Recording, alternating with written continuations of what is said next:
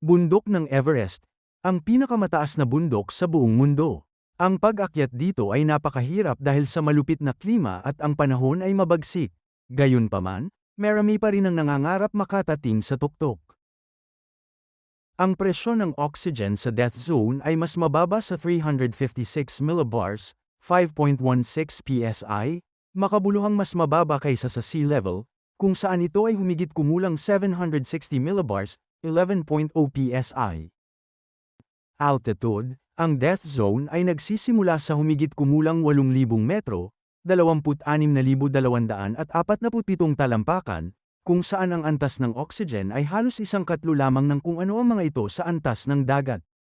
Ang mga umaakyat sa death zone ay nahaharap sa mga panganib tulad ng high altitude sickness, cerebral edema, at pulmonary edema, na lahat ay maaaring nakamamatay.